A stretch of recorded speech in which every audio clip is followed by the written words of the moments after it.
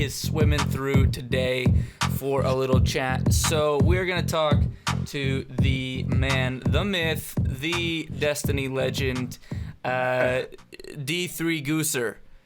I'm sorry. That is exactly how you say it. Is that how you say the name? That's 100% correct. 100%. Yes. I was hoping I nailed that. No, we've got the Gausser with us today, and let's start out. I like to when I have someone on. So I haven't given you a lot of insight into the podcast format or anything. I'm going to be honest with you. Yeah? You've just kind of like, hey, do you want to come talk? And I was like, great. And even then, so like just before you dropped the call, I kind of went into the kitchen, got a coffee, was chatting with the lady, and she's like, so what are you even going to be talking about? And I was like, I don't even know.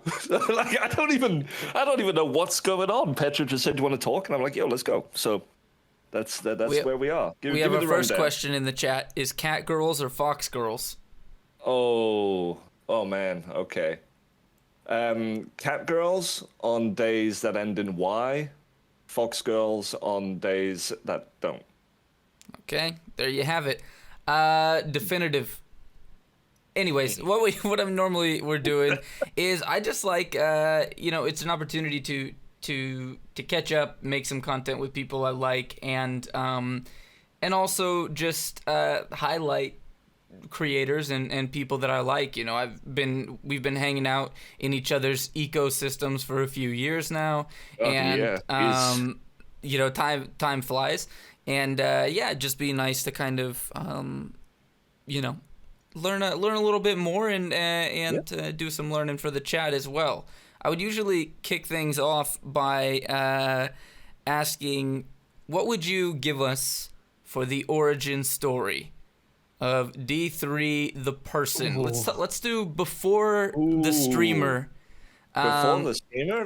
Give us a little background. How niche do you want to go here? How specific you want to be here? Well, I mean, you can narrow that down how you want, but where you're from, grew up, were you always into the things you're more known for now, that kind of thing. All right, so West Philadelphia, born and raised. On the playground was where I used to spend most of my days. Really, the accent doesn't sound Philly to me. No. I in Philly. Come on. I don't even know anything about America. Honestly, I'm so bad with outside of Fresh Prince. Yeah, like honestly, who was it I was talking to the other day? I was talking to someone randomly online, and I was asking where they were from, and they were like, "Oh, I'm from was it Minnesota or something?" And they were like, "Oh, I'm from Minnesota." I'm like, "Oh, wicked. What's up, babe?" Okay. I was like, oh, cool, Minnesota, wicked. I was like, I've never been to anywhere in America outside of Boston when I went there for work, and they were like, fucking idiot, like Minnesota's in, or wherever it was they were from was in Boston, and I was like, oh, it shows how much I fucking know. Like, I don't know shit, I know literally nothing. But no, I guess a quick TLDR.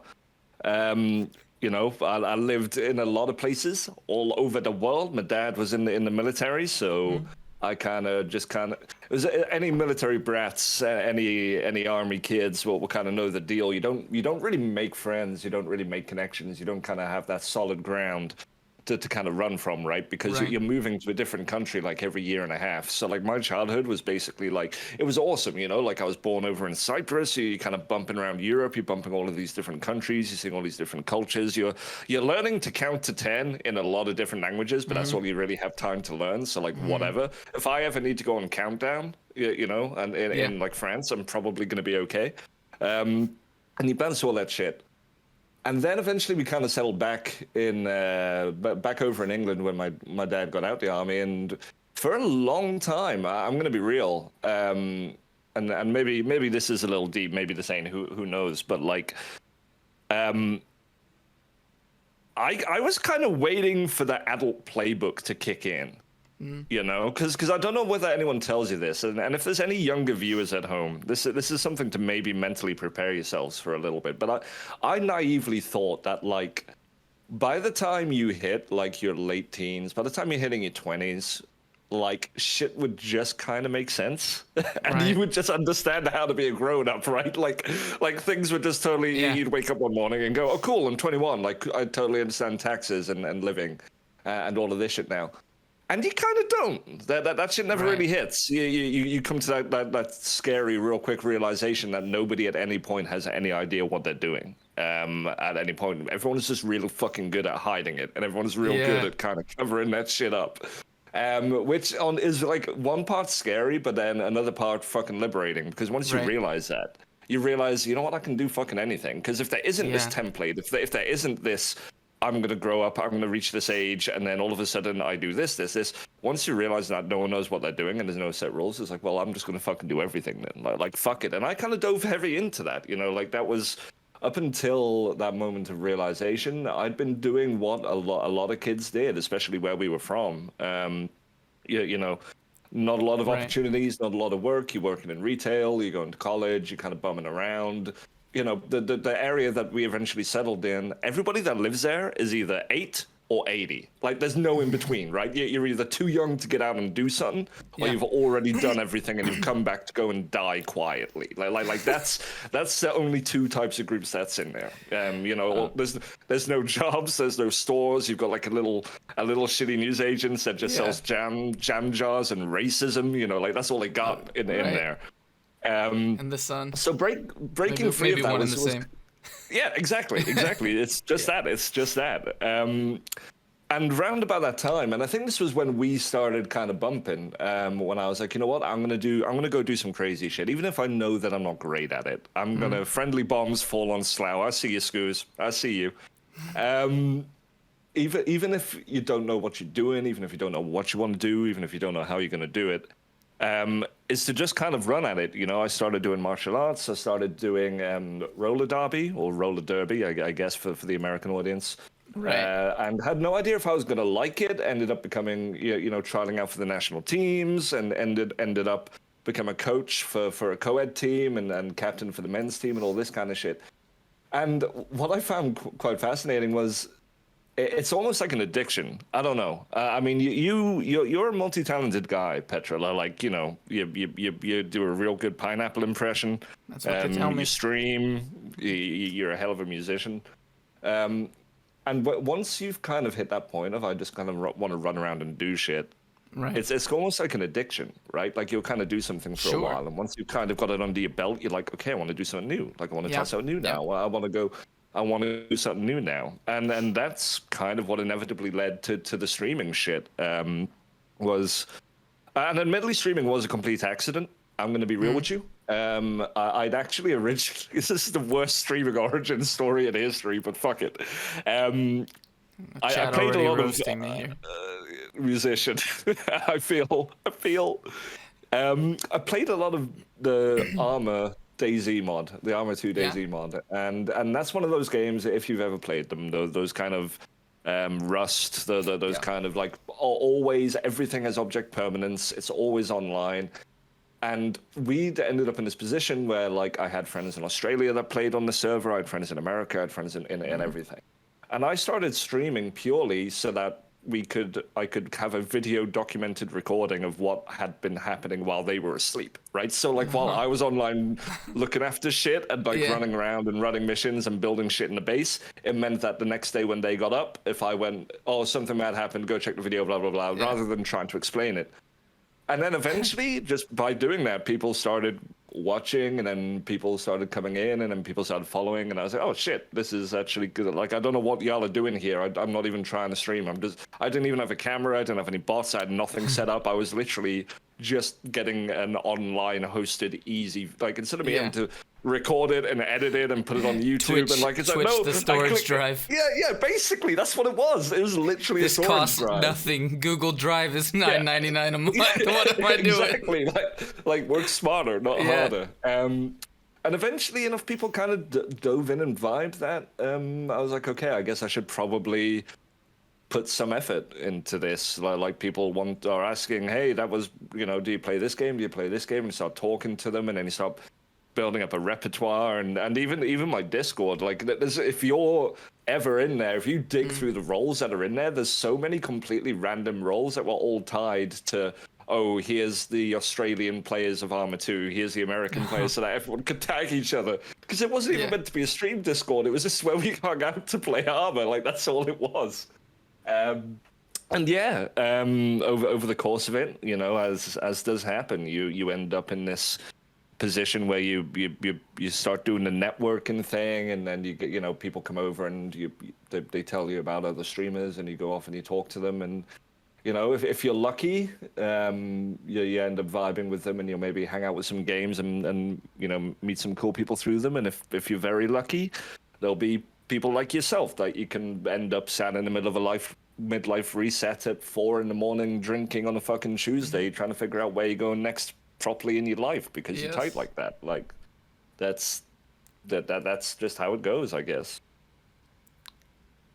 I needed the coffee there. My throat was dry. It's okay. I'm enjoying the story. This is exactly what I asked the origin story. It's good. I learned things I don't know. That's by the way, hello to everyone in the chat. Alerts. I'm just if you're listening to this later or watching it later, we do these live on Sundays at 5 Swedish time. But I have alerts muted right now, so I do see, thank you for the follow, crew, and hello everyone there. Generally, unless it's things about what we're talking about in the dialogue or questions for D3 and picking those up, I'm not as engaged with chat during this part of it, just because I want to focus on our guest, but that's just so you all know and don't think I'm being rude there. No, he's being rude. I know this guy long enough. So you don't think I'm only being rude? Let's correct. Okay, that. fair enough. Fair enough. There's a method to the rudeness here. I was going to say, speaking of, that's a nice segue. The figuring out next life steps and late night discussions and things which we've had in the past. There has been this last couple of years some changes for you, and ending up in a new schedule, job, things like this. As much as you're sort of comfortable going into, what did kind of some life transformation things, what did they mean for you, and how did that kind of pan out, and how do you feel about how it panned out? It all kind of falls back into what we were talking about a second ago, really. Like, it's very easy to believe that this is your lot, especially when you are comfortable, especially when you are, especially when things are in a position where you're like, you know what, I know my routine, I know my schedule, I know where I'm at, I know what's going on, I don't need to change that. And there's nothing wrong with that at all. Like, that's a totally viable way. Like, life is stressful enough by default. Why invite more stress into it, right? But roundabout, God, how many years ago was it now? Fuck. Talk about like 5-6 years ago now. I'd been working as a online marketer for a website kind of creation and digital marketing company. And I've been doing it for a few years. I was enjoying myself. I was kind of having a good time, picking up that money, telling people, yeah, I'll totally get a website about sheds to #1 on Google. Give me $18,000 and we'll do it. Don't ever pay for that shit, by the way. If anyone ever does tell you it's a scam, Google changes their algorithm so fucking heavy that like it ain't worth that shit.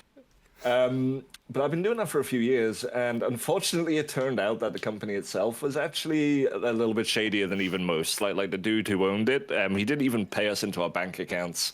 He would pay us in checks because he couldn't have a bank account of his own because he'd been in jail for like scams in the past and shit, so he couldn't have his name attached to the company and shit. Yeah, it was some shady hate, this shit. But you know what? When you live in a place and back, I mean, there is one there now, thankfully. But back in the day, like our county where we lived was the only one that didn't have a McDonald's in the entirety of England, which probably actually will allow you to go Google what that was now, because there was literally nothing there, literally nothing. Even if it's a shady company, you take the work because there's nothing. But I turned up to work one day and it's like, hey, heads up, company's fallen, everything's bottomed out, we're done. Here's your redundancy cash. Sorry, good luck. I remember getting home that night, and the wife at the time was sat on the couch, and I came in. She was like, "How was work?" I was like, "Yeah, it's not great. The company's closed. It's been redundant.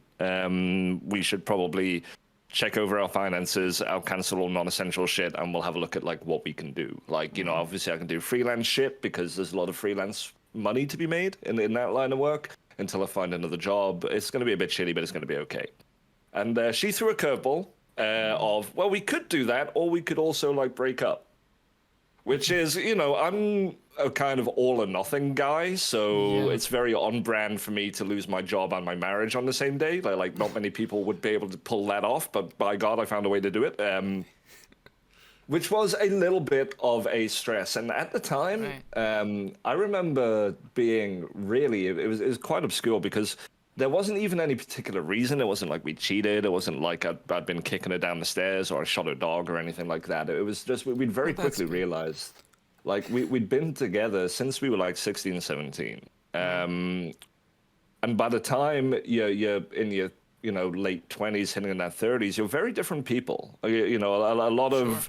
A lot of media really likes to romanticize this kind of, oh, they're childhood sweethearts, have been together forever, blah, blah, blah, blah, blah. But you think as a person, like the amount of growth that you go through from your formative college years through your 20s, life experience, what that puts on you, how you actually just grow independently as a person, how your tastes, how your moods, how everything changes.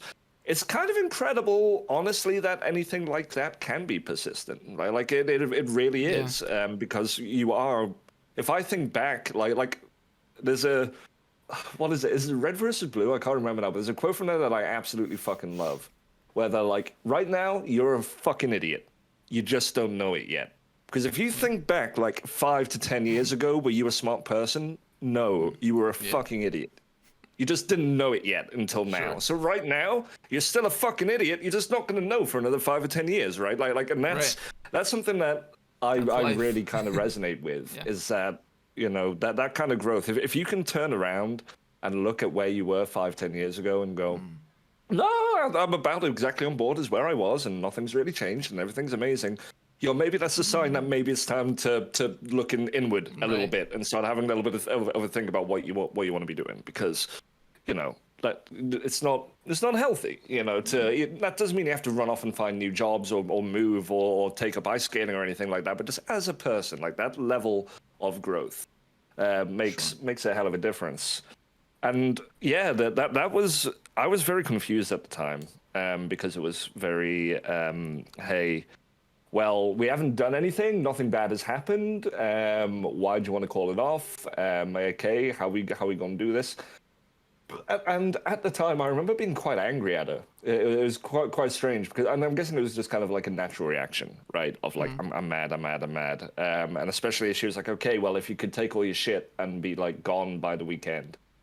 And, you know, that seemed obscene to me because, you know, her parents literally lived opposite the street to us, and my parents lived nowhere near. And it was like, you know, you've got a safety net here. I've got nothing. So like the ability of, I'm going to have to take all my shit and somehow deal with something in like 3 days. Like take your entire life's worth of, you know, stuff and deal with it in a couple of days.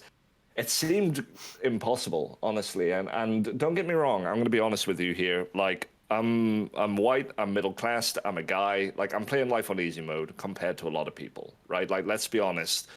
I've landed on my feet in a lot of really shitty situations because I've not come from an awful, terrible position, and I've got a lot of opportunities that a lot of people didn't have. So I want to be totally clear on that when I say, like, oh, I thought it was impossible and I did it.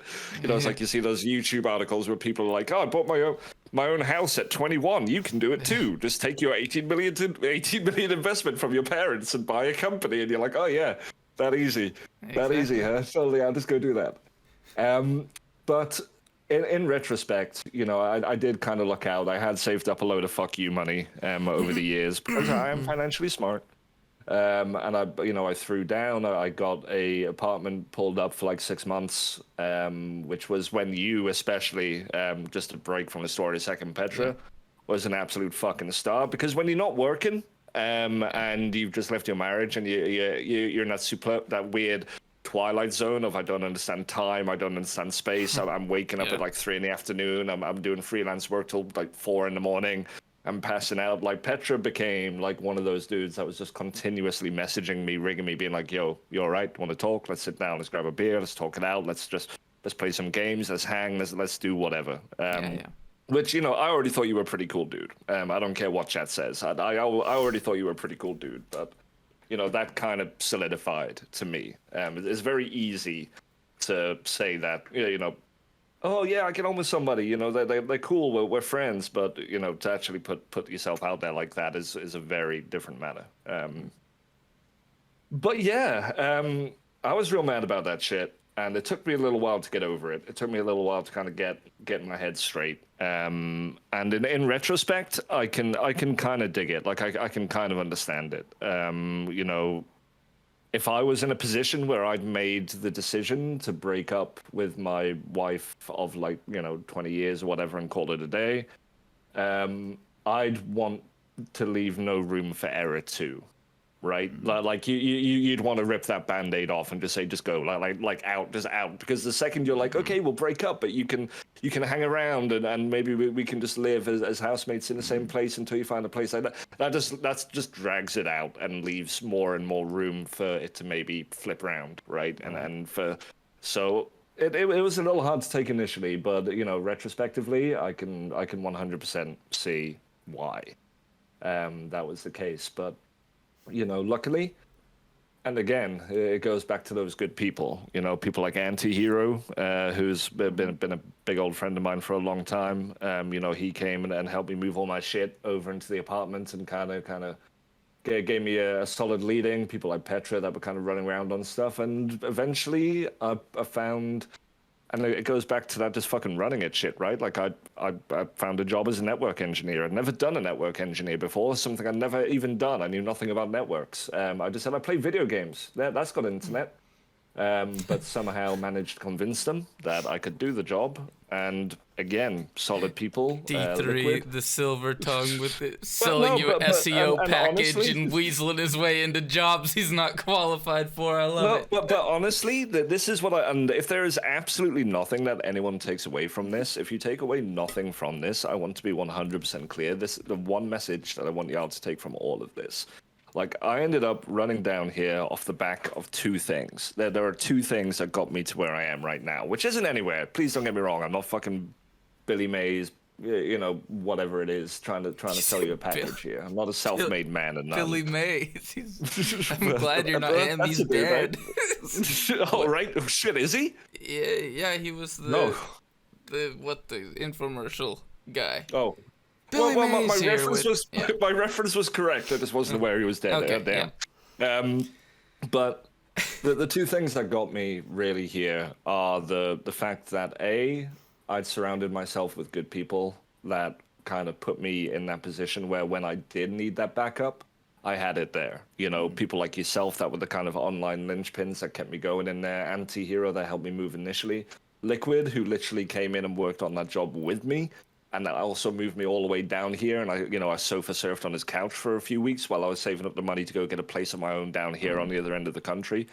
Like, I surrounded myself with the right people that were able to straight up turn around and go, yo, I got you. But also, just being aware of what your limitations are, but not being afraid to show that you can learn them. And that's a really, really important life skill, because that moves on to the next part. I did that network engineer job for like a year and a half until I saw a opening for a community manager for a video game publisher. And I was like, I don't know. Well, what are the requirements? And they're like, oh, you need to know video games, you need to know how to stream, you need to know how to content create, you need to know social media, you need to know Discord. And I was like, I know all of those things, not professionally, but I know those things. And during the interviews for both of these jobs, during the interviews for everything, the one thing that I really put the focus on was, okay, I don't know everything, but I just need to basically come across as much as possible over the course of this conversation to prove to you that I'm totally capable of learning what I don't know. And if there's one thing to take away from any of this conversation, that I would recommend it in anything, and it will serve you 100% well in life in general, doesn't matter what the context is. Never be afraid of the shit you don't know. Don't not go for shit because of shit you don't know. Just go in and sell real hard on what you do know and leave them with no doubt that the shit you don't know ain't going to be a roadblock. Right. Because there are so many opportunities, there are so many things that people just leave on the table. Like there are so many like opportunities that will pass you by that you'll look at and go, oh, I don't know about that. Be it getting into a sport, be it about meeting somebody, be it about making something, be it about going for a job, be it about anything. There are so many things that you will look at and go, I don't know. Like maybe if you look at something and you're interested enough that you look at it for more than a second, then fucking try it. Yeah. Don't mean you're gonna get it, but try it. And even if you lack every part of being qualified for it, still go for it. Because if nothing else, the negative feedback of, okay, you didn't get this because XXX, well, you know what? You just got your fucking cheat sheet about what you need to work on in order to do it. You know, like that's, there's absolutely nothing that can be gained from just looking at stuff and going, what's the point? I think you bring up a good point that we have a lot, it's a good concrete example with job requirements, but it's, plenty of things in life where you look for what someone's looking for this, what's this going on is a lot of what are put up as requirements are not requirements to weed out anyone who doesn't know how to do something. They're requirements to weed out people who are never going to learn how to do that or are not going to be willing to, exactly as you say, fill in those gaps. The reality is most people, if they haven't had that exact job or that exact thing, even if the title is similar, there will be certain things, even if it's just company to company with the exact same job title, there's going to be new things expected and learned at every single place, and they may even be as granular as company policy being different, but it's about being able to fill those gaps. Yeah, exactly. Like and that goes for literally everything. Like they're not there because they're expecting, oh, this is the perfect person that we would want. If someone rolls in with everything on that checklist, of course they've got a greater shout over anyone else than getting it, like, of course, because that's exactly what they're asking for. But a lot of those are put in place to just stop them having to bother interviewing the kind of people that look at something like that and go, nah. Like the kind of people that look at that and go, oh, that's a challenge, I don't want Sounds that like shit. an effort, mate, I don't know. That sounds like effort, man, I don't know. Like, and it doesn't have to be jobs. It can be anything. It can be a hobby. You want to pick something up? You want to go learn how to do interpretive dance? Cool. Go start with ballet because that's the basic core foundations of that shit. Go do ballet. Fuck it. Do it. You want to go learn how to play a sport? Go do that shit. You want to go learn how to do some kind of hobbyist creative shit? Go do it. Like literally just do it. Find out what it is that you're missing in order to get it started and then give it a spin. And if you do it and go, nope, that wasn't for me, then fine. Like cool. You know what? You gave it a try, and you can at least have that for yourself. There's nothing worse in life than looking at shit and going, oh man, I wish I had. Yeah. Like that's the worst thing. Like worse than any rejection, worse than any failure, worse than absolutely anything is going, I should have. I should have. Because if that leaves any potential. That leaves any potential angle. Every decision, every choice you make splinters off into a billion different branches, and every one that you don't is one that's automatically closed off, and you never know where you're going. Like, you never know. Working off of that policy and way of thinking, how long have you been at the community manager job now, and how has that worked out for you? How are you feeling about that? So I've been doing it for a year and a half, and it's been a very interesting year and a half. So for those that can't quite put that timeline together, I started in late January last year. And I'd like to say that the job is really easy, and it comes with an awful lot of, hey, I just wake up every morning and shitpost on Twitter, which there is a little bit of that. But it's also so many things that I hadn't really considered when I applied, from, putting together marketing decks for games that aren't out yet, and basically being responsible for coming up with the entire campaigns and adverts, from creating things for those, from input onto trailers, for input into playtesting, managing the social medias for all the games, running, obviously just general stream and video content for the company as well, and a billion and one other things. You have to wear a lot of hats when it comes to that kind of shit. And the game industry is one of those, I'd imagine, similar to the movie industry, where everything's just a little more awkward because there's just so many layers of red tape and shit like that wrapped around everything. There's so many NDAs and levels of secrecy and deals, and you know, to give example, you know, there was a it was Wimbledon last week, and you know, one of our upcoming games has like a little tennis mini game in it, and I'm like, cool, we should you know, put something from that out yet. But the game's not out, which means we need to get in touch with the devs and ask and get permission to go use something, which means we then need to go speak to the project manager on our side and then say, can we do this? And he goes, yes. And then you have to go in and capture the footage from the game and then, you know, turn that into a visual asset and then take that out and then go, is this okay? And then he goes, can you not show this? Can you get this out of the angle? Can you do this? And then you have to go in and record it over and over and over and then write the copy. And then, like, it's for every tweet. If you ever read a tweet from a company or you read any kind of social post for a company that feels like it was just so natural and just made off the cuff, that means they're doing their job great, because I can assure you that there would have been at least an hour and a half worth of back and forward and bullshit before that thing even went out, when they had to cross-reference it with legal, they had to cross-reference it with their line managers, they had to cross-reference it with everything. Like if anything ever feels like something just shat it out and everyone ran with it and went wild, that means that they're doing very well, because that is not how it's done. Like, I think that's not how it's done. So getting that illusion is really, really important. Right. But the first month or so of the job was basically learning all of those kind of comings and goings and all of just the weird way that the industry works. And then we went to PAX, which was great. You know, I'd never been to America. I'd never been to a convention before. So like the very first time in America being for work and for this convention and this big thing, it was huge. It was massive. It was really cool. And then we came back from PAX and then COVID happened. And we were forced into remote working.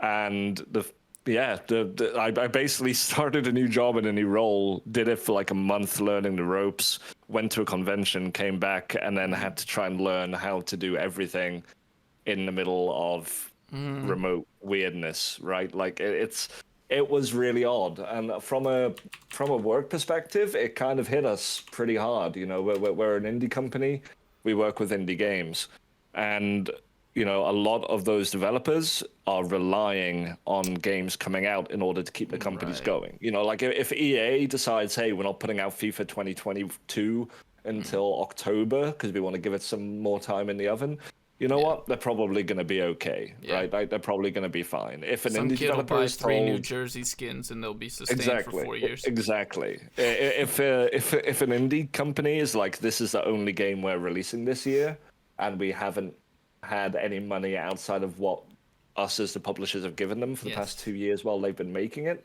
and all of a sudden COVID hits and we're going, do we need to move the release of this game for 5 months? That's 5 months worth of income they've got to find to keep the lights on. You know, it's a big deal.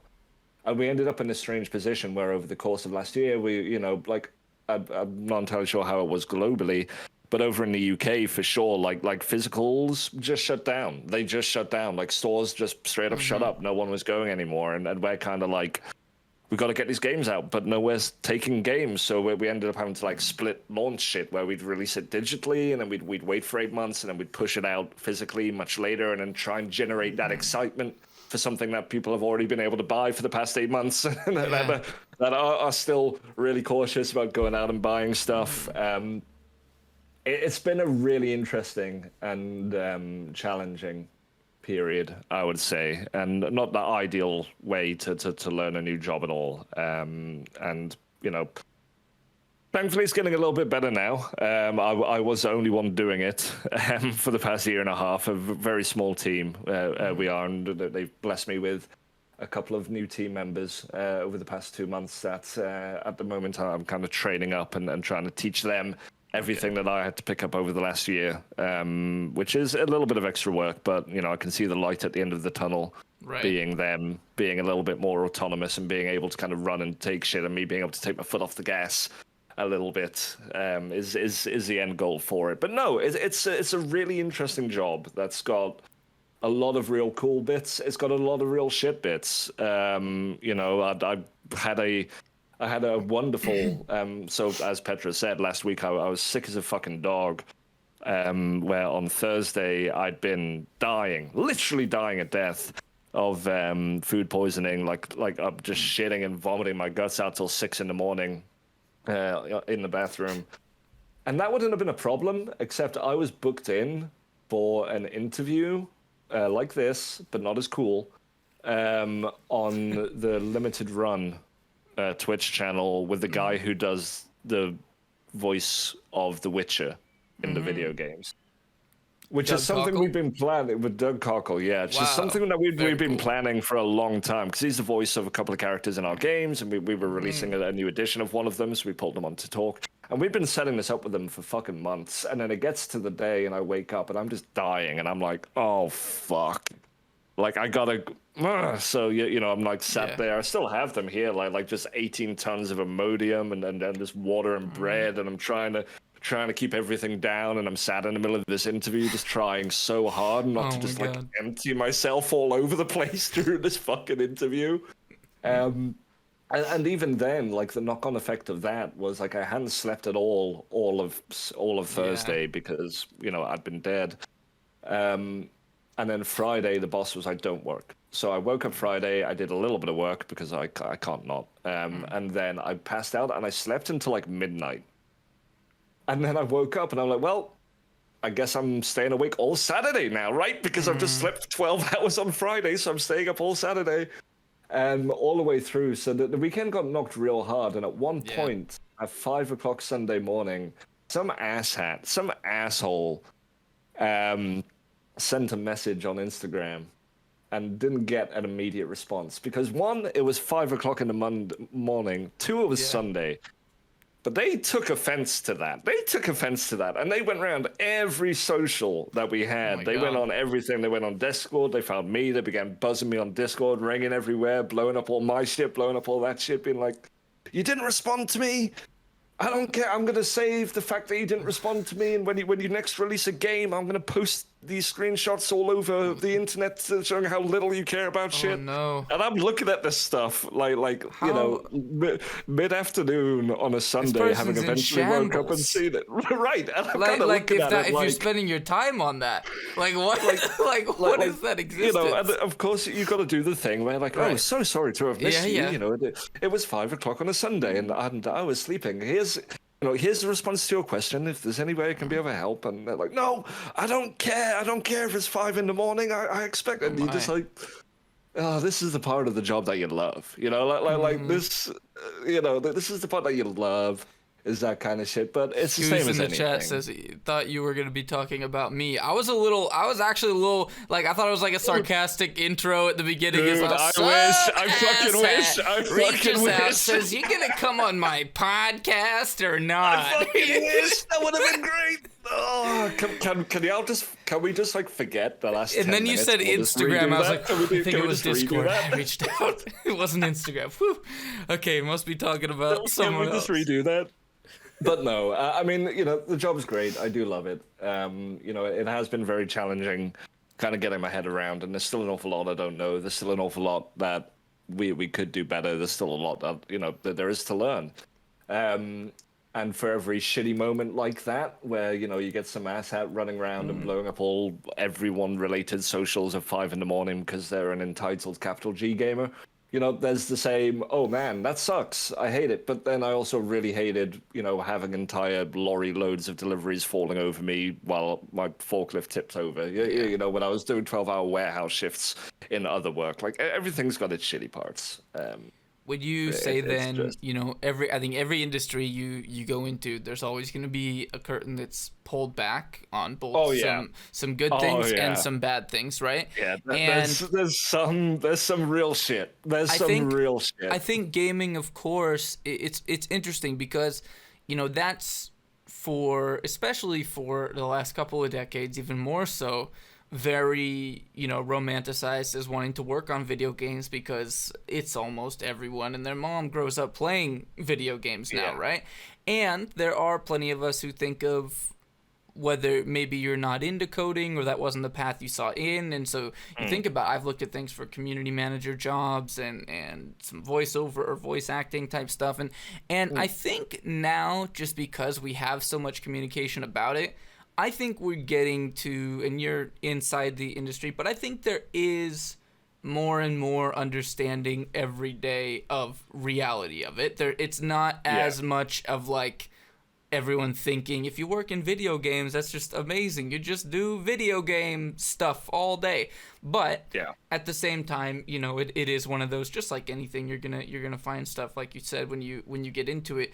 Overall, are you glad you made that move, or would you recommend to other people who are interested in working in the industry?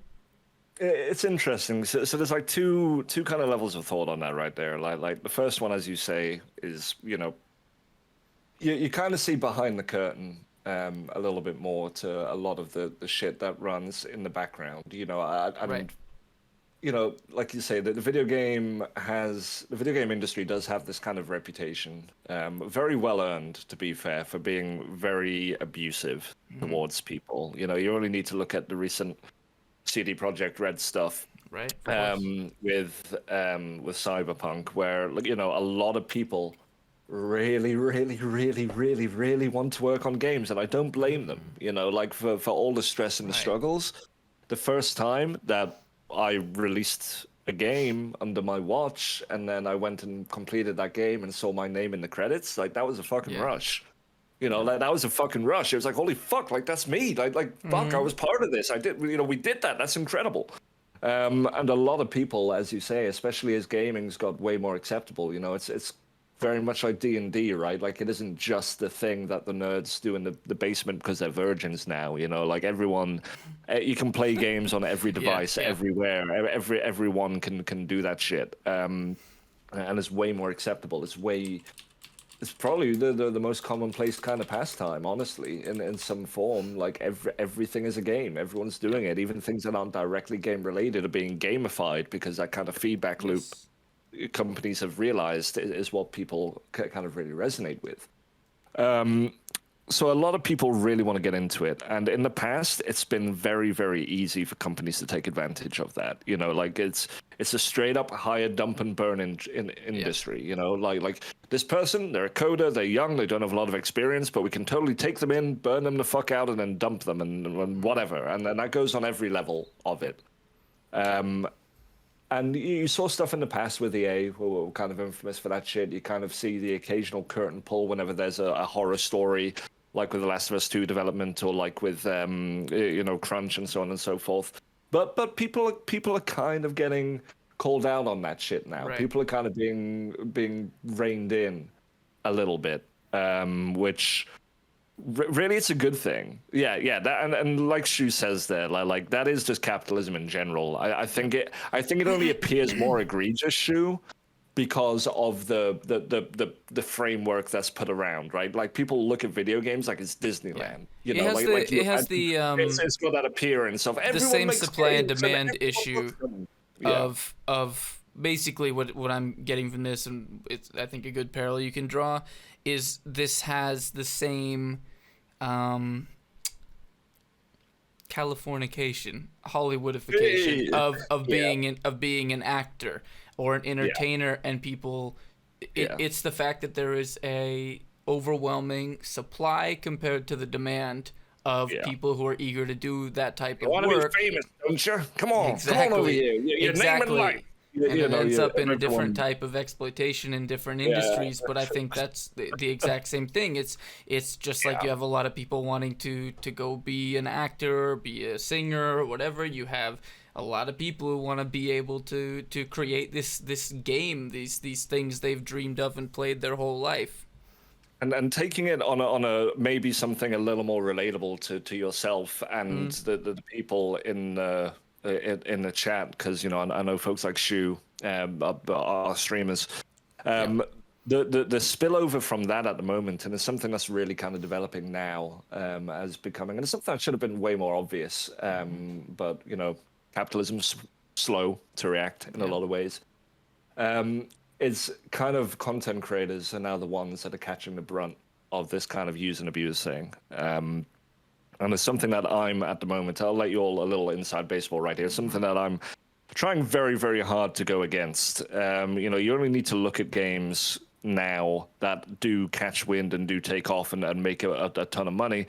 A lot of them is because the developers and the publishers behind them get on board with content creators real early and saturate the fuck out of everything. You know, if you look at Fall Guys, for example, I know it's the meme thing, but the amount pre-launch that they put in the hands of content creators to really make sure that if you were even tangentially thinking about video games, it didn't matter. You open Twitch, Right. Tim the Tatman was playing it. You go and watch your buddy, he's playing it too because he saw Tim the Tatman getting 18,000 viewers with it and he wants that too. And then their friends are playing it with them. So no matter where you looked, you saw it, you saw it, you saw it. And you go, well, I want to get on that shit too. I want to get on that shit too. And the problem is that unfortunately, that same level as we were just discussing, it kind of falls on the content creator part of it now, where a lot of publishers are expecting, oh, well, we make a game and then we just give Steam keys to people and we ask them to dedicate their time. If a company ever turns around and goes, yo, do you want to stream our game? We'll give you a key. They're not doing it out of the goodness of their heart. You're working for them at that point. You're creating an advert for them, whether you like it or not. And there's a lot of people, and they're getting wise to it now. They're getting wise to it now, which is great. That are basically just, and I hate this, and I'm gonna be that guy. I apologize if I offend anyone in there, but I really fucking hate this kind of weird affiliation, referral, promotion bullshit. It makes me so mad when you see, because there's a complete lack of awareness, especially in the streamer space and the content creator space, where people like to believe that they've made something. Everyone wants a reason to appear bigger than they are because it's all smoke and mirrors to a certain extent, right? Yes. So you'll see somebody going, I'm now a partner with Udi. Yeah.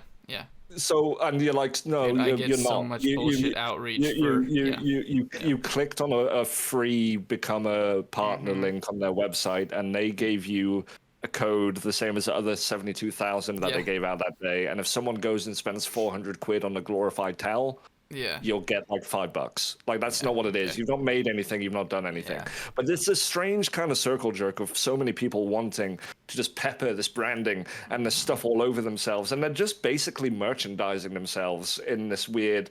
People go on about sex workers and selling their bodies and et cetera, et cetera. You look at any streamer that goes into this kind of shit and, I'm a humble partner, I'm a this partner, I'm a that partner, I'm a this partner, I'm a that partner, I'm a blah, blah, blah, blah, blah, blah, blah, blah, blah. And it's just like, okay, but how much are you making off any of this shit? And how much of it is reliant on you convincing your community that they need to spend money to support you? Because at that point, you're just a pyramid. I was actually gonna ask. That's what it becomes. Shu beat me to it in the chat. Ahead. I was gonna ask if you wanted to do a Raid Shadow Legends stream with me. Boy. Maybe Did you just say Raid Shadow Legends? Maybe we could the number one mobile RPG. No, but in all honesty, like without getting too heavy on it, I feel like a lot of people are kind of trying to figure out the best way to monetize themselves. Because when it comes down to it, content creation is a very hard thing to do. And for all the will in the world, people like to say, like, you ever want to feel good about yourselves, go look at the Twitch subreddit. Okay, go look at the Twitch subreddit. It's just the worst thing in the world. It's people going, hey, I had my first person jumping in chat and talk to me today, and it was great. Really appreciated it. And then 7,000 people upvoting and going, that's great. That's what it's all about. Hey, I'll follow you if you want to follow me, and just like circle jerking off that shit. But no one turning around and going, you know what? If you've done the same thing for 7 years and this was the first time anyone came in and talked, maybe this just ain't for you. Right. Like no one wants to admit that. Nobody wants that conversation. And there's nothing wrong with trying it. And if you're able, I mean, I'm going to drop a name here because I adore them and they're an amazing human being. But Inspector Jeff very much was one of those. He was a fantastic streamer and he had a great audience and his content was great and he's an amazing human and he loved it. But he couldn't stop the numbers getting to him. Like he couldn't. He put way more weight on it than he wanted, and he couldn't just enjoy streaming for being streaming. If he wasn't making it, he was miserable. Right. Yeah. So he walked away from it and he went, I'm just done. Like, and that's no offense to anyone that supported me. That's no offense to anything. Like, I'm just done. Like, I can't do this thing without it being everything or nothing. And he said, you know what? I'm good. And if you can be happy with not having a lot and you're totally fine with doing it, then that's 100% okay. But if you can't, and it's been like 7 or 8 years and you've only just had your first follower talk, maybe this ain't you, because there was a wonderful, I'll have to try and find it. Can't remember the exact numbers now. There was an incredible thing I saw that was basically pointing out the number of average viewers on Twitch or something like that between affiliate partner, etc., and it was something insane where like Oh, I can imagine. 90% of affiliates have like 0 to 3 average, and like 9% have like 5 to 10, and then everything like if you're averaging like 15 or above viewers in your streams, you're already in like the top 3%. Like that's just how it is. That is how intense the slide off is. And everyone's trying really hard to find a way to make themselves commercially viable. Everyone's trying so hard to find a way to make money off this thing that they all enjoy.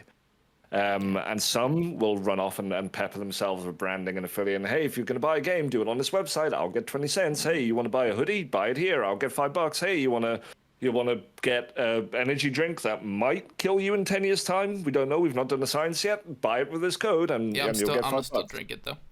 Oh yeah, I'm gonna drink it. Honestly, I only drink things. I only drink it because it tastes like floor cleaner. If I drink an energy drink, it needs to taste like floor cleaner. You know how games will have like an experimental mode where you can like test out the like what changes they're considering for the patch? Yeah, I feel like my drink preferences are experimental mode. Like if it's some weird energy drink that's new that everyone's kind of like, well, that looks weird, and then you're kind of like, yeah, but you know, this could be in the next patch. I'm gonna get in early.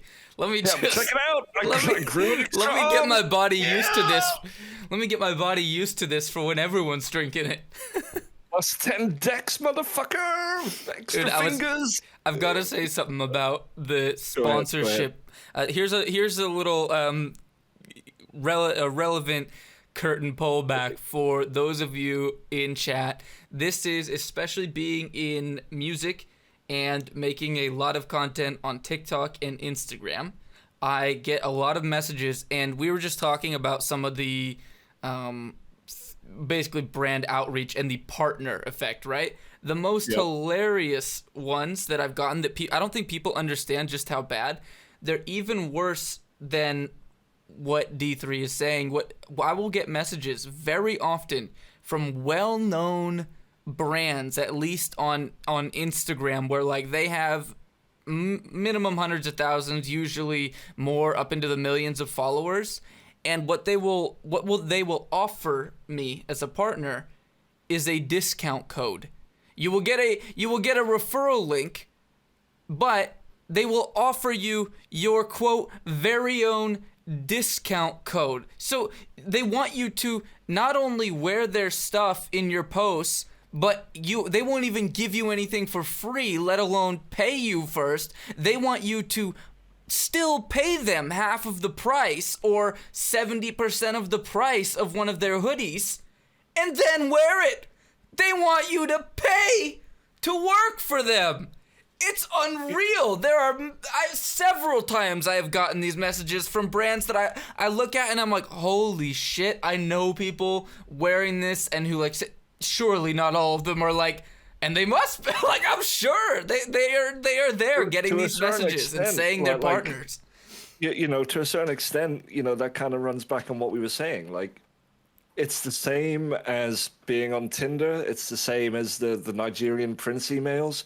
It's a numbers game to them. It's a numbers game. Like, all they need to do is approach 200,000 people with this. Yeah.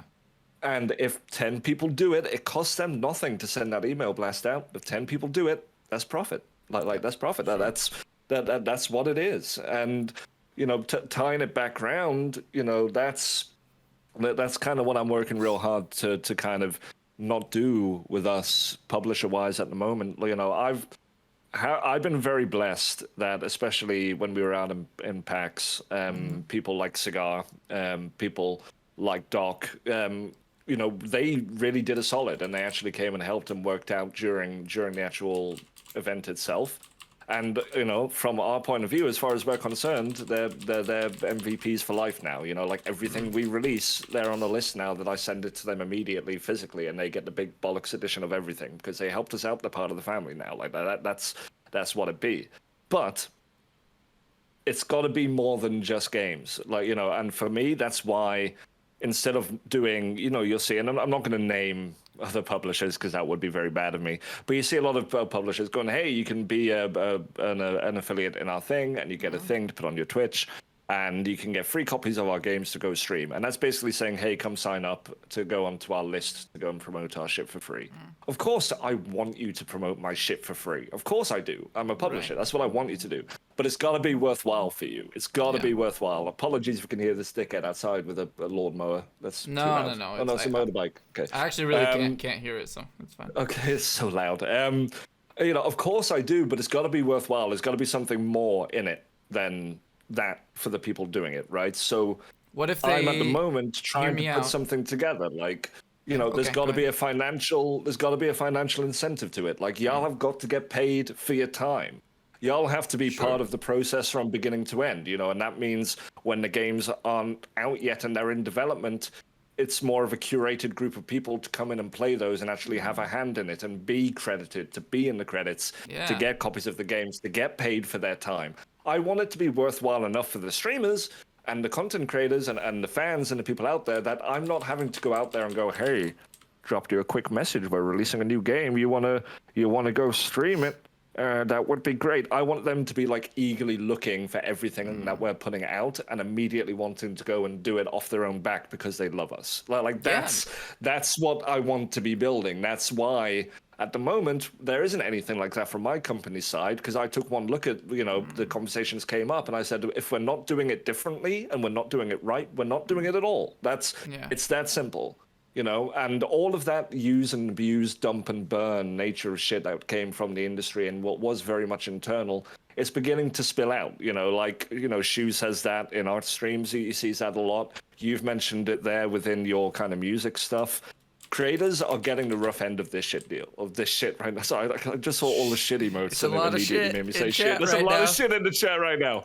But the streamers and content creators are basically getting the follow-up fallout, because at the end of the day, it feels great when you're a streamer and you get to go, hey, I'm streaming this game because a company came and 100% gave me a code because they want me to promote it, and that means I've been noticed by a company. Everyone like and retweet my thing saying this company paid attention to me, and everyone goes in and does it, but you still end up with 5 people in your stream.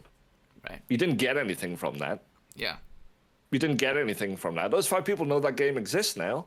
1 or 2 of them went and bought it. Maybe the company profited, but what did you get from that? You got nothing. You got nothing, really. You just used your time as promotion for other shit. Yeah. But what if you offered me as a streamer 30% off of your game, and I can buy it then and promote it? Would that? Now you're thinking. Now you're thinking. Would that be a deal to go for? Yes or no? Maybe I'm not understanding. Yeah. Yo, boss. Yeah. I got this guy here. He just came up with a really good idea in order to. CEO So what's going to happen? What's going to happen? Instead of paying streamers and making their time financially viable and getting them included on stuff and getting them involved in all of the instead of that, how about we give them a discount code for when they buy it, and then they stream it? Yes. Yeah. Yep. Awesome. Okay, yo, Petra, you start on Monday. Okay, you threw that up the ladder very quickly. I love it. I love it. That's what it's about. Escalation. Yeah.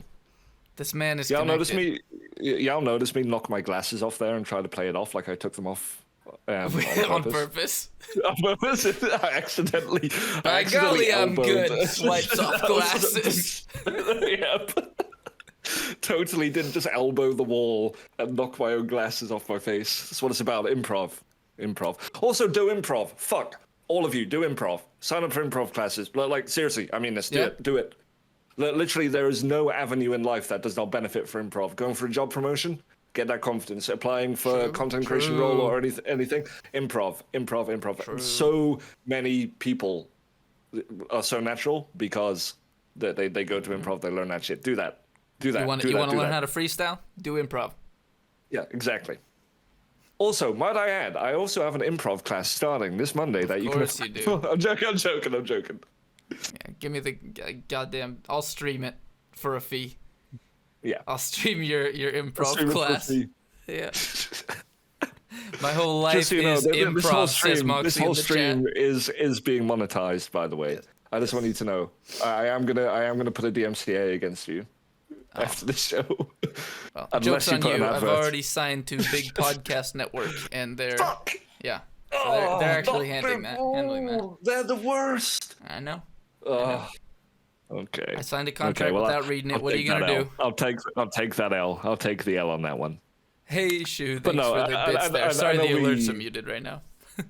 I know we kind of got off on a tangent there on shit, but anyone that knows either of us will know that there's a big danger of that happening. It's just Oh yeah, it's a real interesting space at the moment. You know, traditional marketing really isn't a thing that.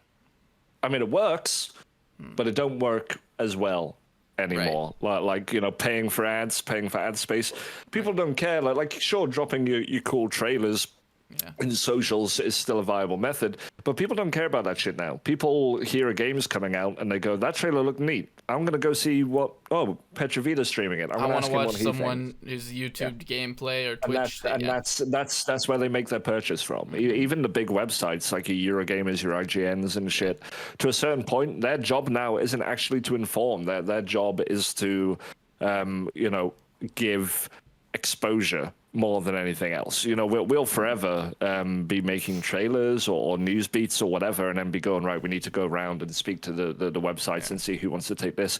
And at that point, we don't really care what the sentiment about that shit is. It becomes, well, what's their audience like? How many people are going to be aware that this game exists when they host it? That's what their job is now. The actual, is the game good? Here's a review, here's a preview. It's in the hand of the creators now. It's in the hand of the creators now. That's where that shit lives. And the publishers that aren't realizing that and aren't getting behind it are the ones that are going to struggle the most. You know, and I think creators need to realize that they hold the power in that transaction.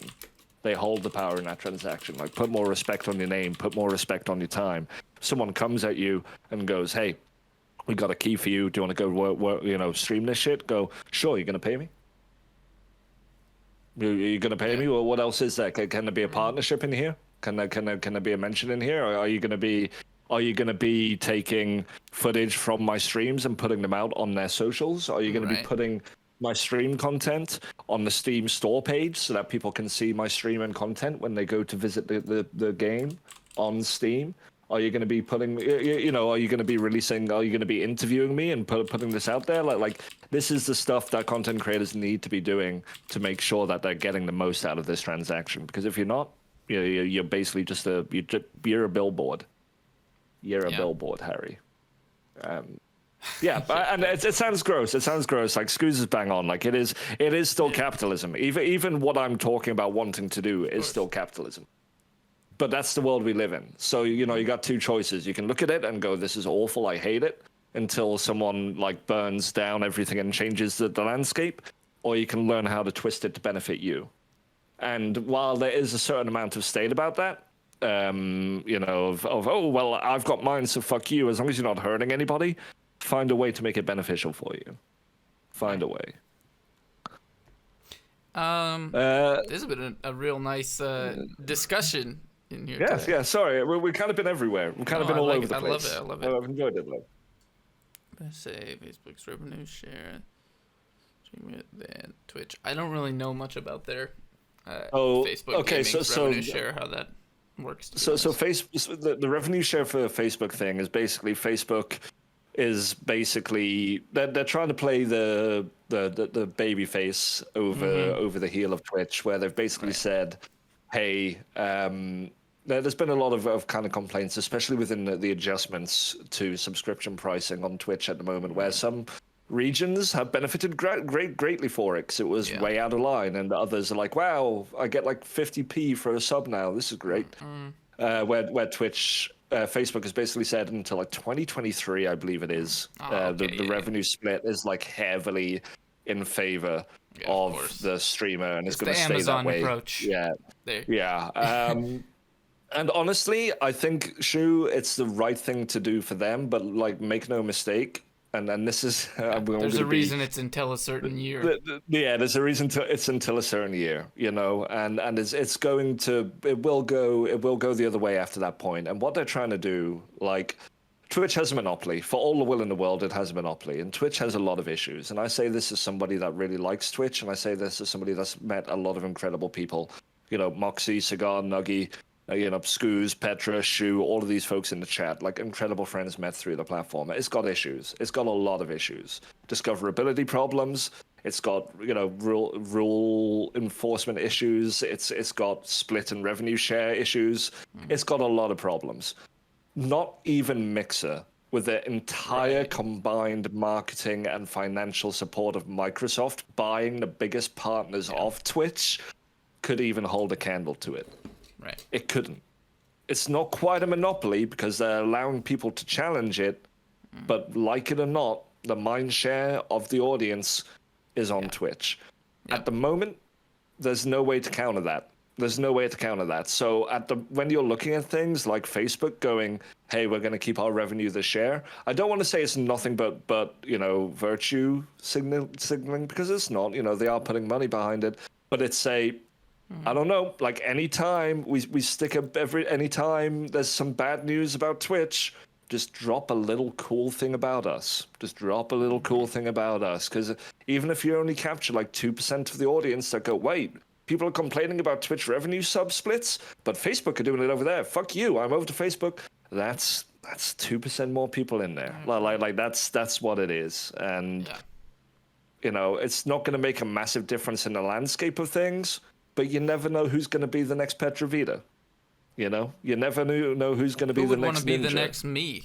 What have I done? Do not make that your inspiration, kiddos. Be the next Petravita.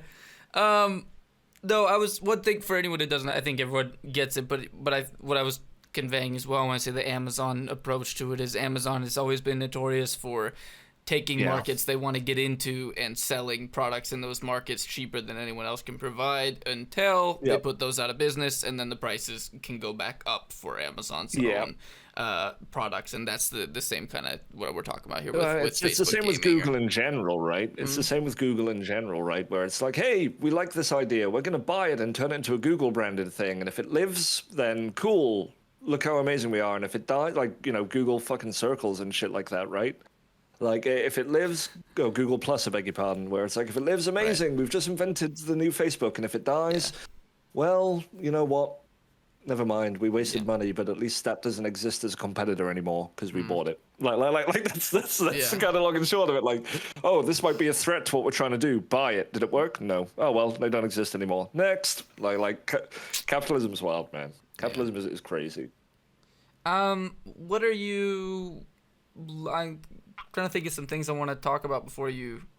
Yeah. Go ahead. Go ahead. I was gonna say, what are you looking forward to this year in your own life, your own pursuits, be it streaming, be it work, or something else? So honestly, from a personal level, I'm looking forward to just having a little bit more free time.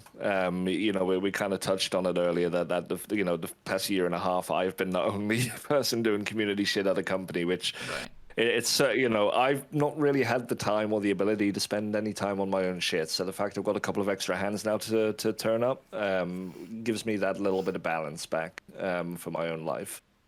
I'm looking forward to actually getting games out. Our company's been in a bit of a weird spot where the first 6 months of this year we've not released anything, but we've got like 8 games releasing over the next 9 months, which is that's going to be fun. That's going to be an interesting place. But honestly, for me, I'm more looking forward to hopefully seeing the people that I enjoy, achieving successes and celebrating shit. I'm hoping for, let's not beat around the bush here. There's not going to be any going back to normal post all of this COVID shit for all the will in the world. It'll be a new normal. I hate that term because it's almost used as a slur. Where it's like, oh yeah, I'm so against the new norm. Fuck the new norm. But for all intents and purposes, yeah, will be. Yeah, but I'm looking forward to people being able to kind of have some life again. Yeah, I kind of mentioned earlier, I've been through a lot of shit, but I'd be playing life on that easy mode, and I landed on my feet in a lot of ways. And even over the course of this pandemic, my partner, it was only the very end of it, the end of last month, where her company finally went under, and we've had to spend the past month kind of getting her a new job and whatnot. But as far as the pandemic goes, sure, it made work hard, and it sucked being stuck indoors for a year and a half, but I was able to collect my paycheck fully for the entire thing. I had a roof over my head the entire time. It didn't, it didn't impact me all that much. As far as compared to a lot of people, there are a lot of people in a lot of positions whose livelihoods, whose jobs, whose socials, not being able to go across the country to see the people that they love, not being able to go and do things that were important to them. I'm an introvert as fuck. My hobbies are playing video games. You know what? I was still able to play video games. I know a lot of people that couldn't. I know musicians that weren't able to go and tour, that weren't able to play gigs. I know so many people that haven't been able to do this shit. And honestly, for me, selfishly, I'm looking forward to more time to myself this year and to getting some games out. But on a whole, I'm hoping more than anything to kind of see people, even if it isn't going back to the normal, as it were, being able to spend some time doing the things that they loved and kind of things being a little bit more normal. Safely, of course, not at the expense of killing the world again. That would suck. And do you have a stream schedule currently? We love your streams. Oh God, when no! We can. I've given up completely on a schedule. My schedule is I'll probably end up live at the weekend at some point. and if I get time during the week, I'll drop a hey everyone, catch me or miss me. It'd be what it be.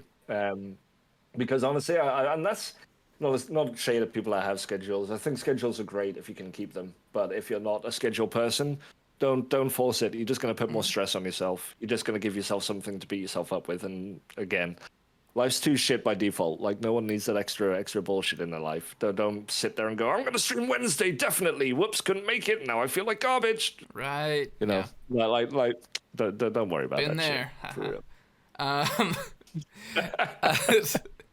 Are you streaming tonight after this?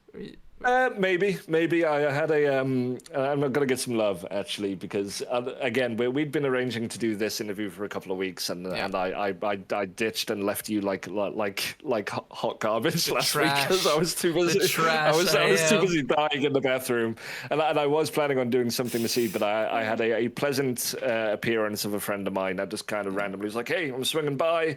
I was like, okay, cool. Well, we haven't seen each other for like a year, so I'm not gonna turn that down. So I'm going to go see what the deal with that is. So there might be some fun tonight, and if there ain't, you know what, there'll be some next week. It's no biggie. All right. It's no biggie. Well, let me know. We can coordinate our some Sea of Thieves. Yeah, we need to get some Sea of Thieves, man. I need to, I go through, such... Sea of Thieves is one of those games that I'll play religiously for, a week. Oh, yeah. And then I won't touch again for, a year and a half. And then I'll dive back into it. And I'm on the cusp of that. I'm going to dive back into it for, a week. Yeah. So I need you to take me through and show me all the new shit, because I don't know none.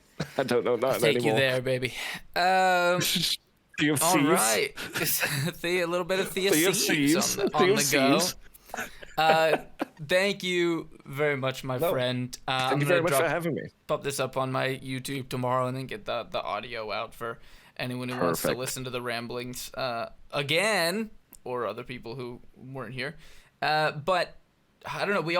This is why I love doing this, and I have some things that I think about talking about or that I try and ask everyone, but on the whole, I think it's just I don't know, there's always these amazing conversations that just come out of intentionally sitting down with people that you respect and enjoy, and there's always something interesting to come out of it, and I've loved kind of hearing your insights on the life philosophy as we're all figuring it out. And I'm gonna go ahead and say goodbye to D3.